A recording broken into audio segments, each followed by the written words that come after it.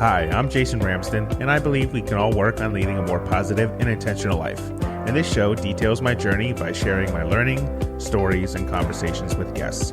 If you want to lead a more intentional life focused on being the best you possible, please subscribe today. Now, let's get into today's episode.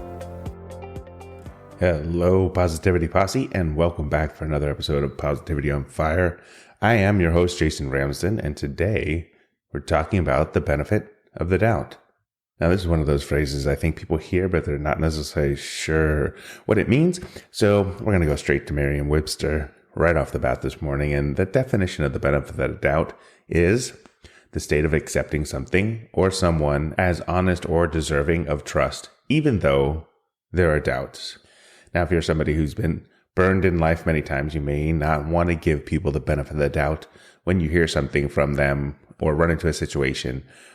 But I think there's an important reason why that we should give people the benefit of the doubt. I like to call it the BOD. If you think about it for a moment, okay, here's a great quote that might put you in the right frame of mind to have this conversation today. Just remember that everyone you meet is afraid of something, loves something, and has lost something.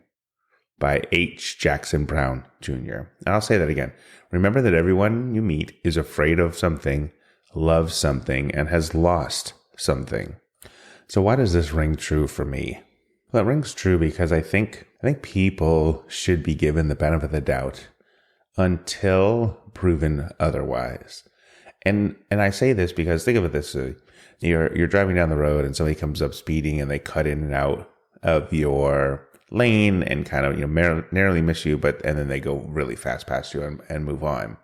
And they're booking it. Now your first instinct may be to possibly curse at them, flip them the bird, mutter under your breath or even scream and shout like, what the heck was that person thinking? And you're going to go right to, hey, they're a bad driver. You're going to convict them of being a bad driver because of that one interaction when you really don't know them and you really don't know what's going on. Now, I consider myself to be a pretty good driver, but on Monday, April 9th in 2007, I was a really bad driver. So much so that I was weaving in and out of traffic, ran a red light, and was going upwards of about 100 miles an hour on the highway heading to our house. I am sure that everybody at that point in time who saw me probably convicted me of being like the worst driver on the planet, causing that I could cause an accident. I could very well have caused an accident. But the reason I was rushing to do that is that I had gotten a phone call that our house was on fire. And so I was doing my best to get from work to home to find out the extent of the damage and what was going on and whether or not, there were injuries or people who were having trouble with our house being on fire. Here I am basically driving like a lunatic to get home. And I'm sure many people did not give me the benefit of the doubt that day on the highway or on the street as I was driving at excessive speeds to get there. But that's probably the reason I have really focused on giving people the benefit of the doubt. And I always have to a certain degree because you just never know. You have no idea what somebody is going through in that moment, in that day before you have crossed paths with them. Now, I'm not saying that, when you meet new people that you should just trust people blindly and take everything that they have to say as fact. But I do believe that you need to give people the benefit of the doubt rather than be cynical about everything and everyone that you meet or that you come in contact with. Like if you really don't know someone, I don't think you should assume that they are a bad person until proven otherwise. Right? You should assume that they have good intent, that they're good people until you can gauge the relationship. And yes, there's plenty of people out there who are bad actors. They will take advantage of you. Their intent is not good. And quite frankly, they probably don't care about you or your well-being. But I think that's a very small percentage of people on this planet. Now, I do believe there's a big difference between being cautious and just outright not believing in somebody. It's okay to be cautious. I'm not saying that you shouldn't be around new folks when you meet them or start to interact with people who are new clients or new business partners or new vendors, people who come into your life for a variety of reasons.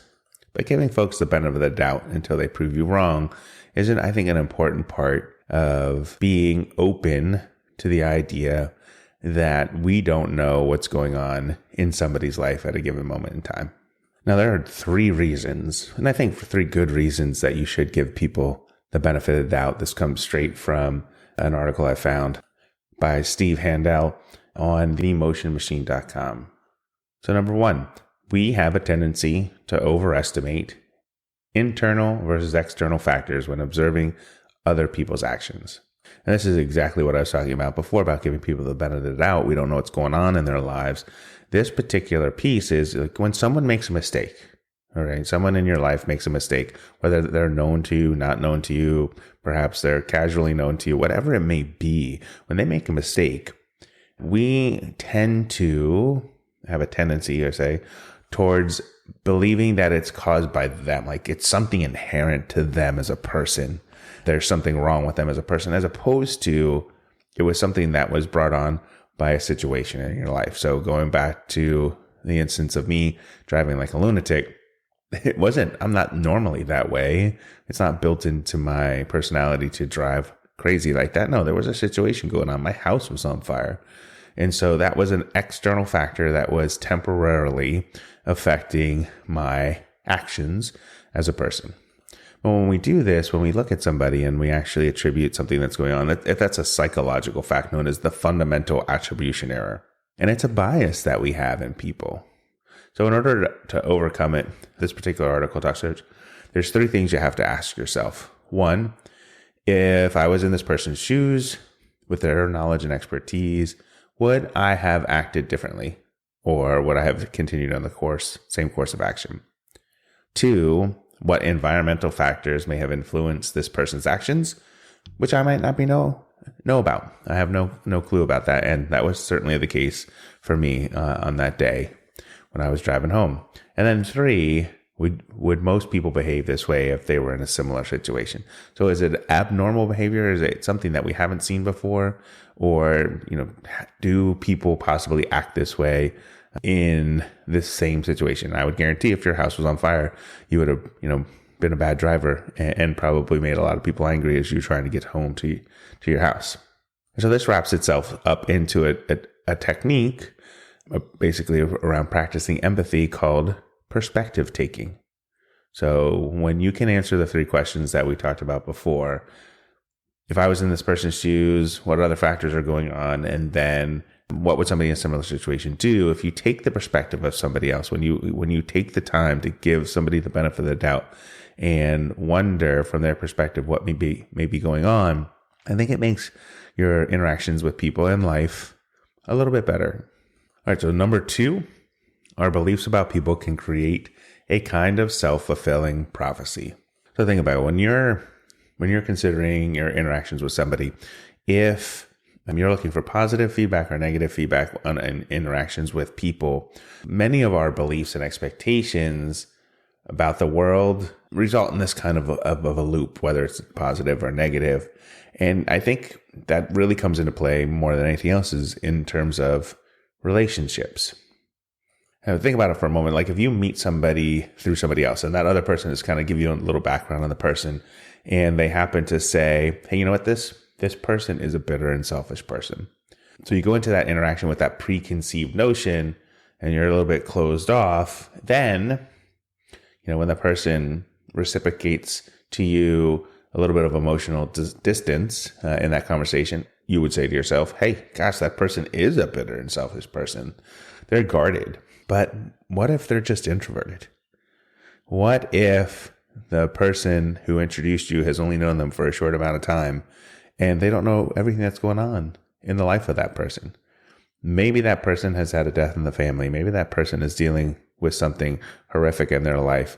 Perhaps they have something going on that you have no idea about, and they're normally a jovial and outgoing person. But in this moment in time, their actions are shaded by something that's going on that we don't know about. And for good or for bad, unfortunately, our social lives are totally full of these types of self-fulfilling beliefs. And they are both positive and they are negative.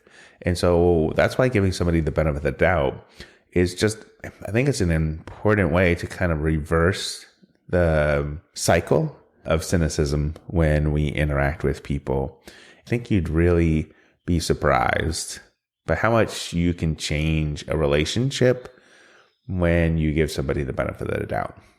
And then what it does is it sets up a different set of beliefs and expectations for yourself and for other people when you think about giving people the benefit of the doubt.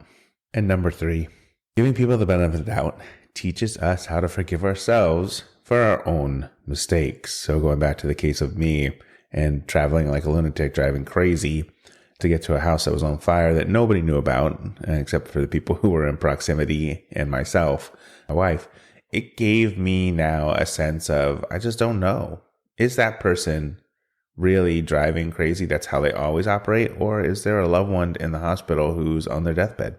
Is there a child at home that's injured and they're trying to get home to their child? Or is their house on fire? I have no idea.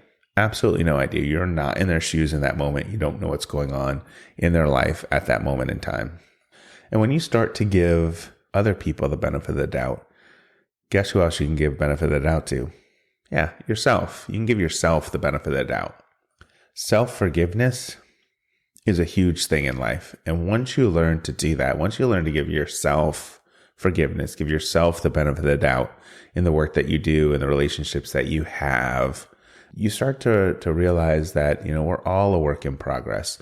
We all are working towards hopefully being better people, hopefully learning from our mistakes, and moving forward in a way that shows that, everybody on this planet is human.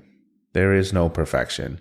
And we all have trials and tribulations in our lives that we're trying to work on, that we're trying to get through, and that we're trying to overcome.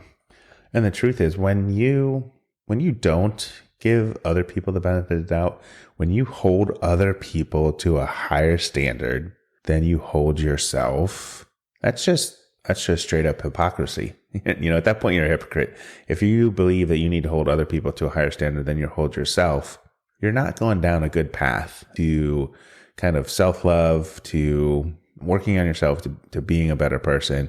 You can't hold other people to higher standards than that to which you hold yourself. So when you become gentler or, softening your judgments towards others, you'll do the same for yourself as well. And you just might find that you become a happier person when you're less judgmental of others, when you hold yourself to the same standards that you hold other people to. And also, when you give other people and yourself the benefit of the doubt, there's like this calm of understanding that washes over you. All right, so how do we take all of this and kind of wrap it up into this great little bow of what can I do with this in my own life? Like, how can I make use of giving people the BOD, the benefit of the doubt in my own life? What does that really, really look like? It kind of turns into something called the vulnerability loop. This is where it puts you. Like, this is how it works in your life. You show trust to other people. They recognize it. They reciprocate. You recognize it. And when you take that trust loop, like when you start to use the trust loop, then you move through, okay, so there's really 3 different types of people, right? There's people who are cynical and they believe that people are guilty or suspect until proven otherwise. There are people who are charitable on the other side. They're going to assume that the best of everyone, like the intent is everybody's intent is wonderful until proven otherwise. And then there's people who give people the benefit of the doubt, and they're not going to assume a bad intent until proven otherwise. They're going to give people the benefit of the doubt. They're going to take a little bit of time to think about the relationship and whether or not it's something that is truly a good thing or it is truly a bad thing. So going back to putting this practice into our own lives. So first, just stop, think for a moment. Elevate yourself out of the situation and think for a moment, do I have all the information on this particular scenario? Like, do I really know everything that's going on with the other person in terms of why they're operating the way they're operating right now? Number 2, have I asked clarifying questions? Okay, so this works in the case of people that are known to you. Have you asked clarifying questions about what's going on? Are you checking in with that person to make sure that you fully understand what's taking place? And 3, after you ask the clarifying questions, like put yourself in their shoes. What does it look like if you put yourself in those shoes? Now that you have some more facts and that you understand what may or may not be going on, would you have acted similarly? Do you know that for a fact? Do you know whether or not you would have had the same reaction? And how can you have empathy for that person? Like once you know a little bit more about the situation, can you empathize with what they're going through? And if you can't empathize with them, can you sympathize with them to understand that not everybody has a good day, not everybody's in a good spot mentally. There are other factors at play. Not everyone is intrinsically bad or consistently cynical or consistently not a good person. There are more than not, there are external factors at play that we have no idea about. And then I would just take it back, right? Take it back to the definition of benefit of the doubt. The state of accepting something or someone as honest or deserving of trust, even though there are doubts. Give people the BOD. That's how I keep it in my head. That's even at work, when I work with my team, I tell them, hey, give people the BOD. We have no idea why they're struggling with a tech call, why they're having an issue in that moment. No idea, but give them the benefit of the doubt. Be empathetic to people's situations and sometimes just give them a break. And if you can't do that, just go back to the opening quote. Remember, everyone you meet is afraid of something, they love something, and they have lost something. And oftentimes those 3 things drive people's actions over and over and over again. I hope today's episode has been helpful to you. I hope the things that you learned today kind of put things in perspective when dealing with others. And if you want to continue the dialogue, reach out. Send me an email. What are you struggling with? Send it to jason@positivityonfire.com. Let's get into a conversation. Let's see if we can't work together to kind of get you over any hurdles you may have in dealing with other people's, mindset matters, and I'd be happy to help in any way that I can. And, as we close today's show, thank you for being here. Your gift of time does. It really does mean the world to me. There is no greater gift than the time that you spend with me and the content in my show that I have here. So every time that you spend 20 minutes with me is important to me. And just always remember, be well, be happy, be you. And until the next time, may your quest for positivity begin today. If you liked today's episode, please go to podchaser.com, search for Positivity on Fire, and leave a 5-star rating and review. For more on my positivity quest, follow me at positively_J on Instagram or TikTok, or engage with the show by visiting direct.me/Jason Ramsden. Have an amazing day.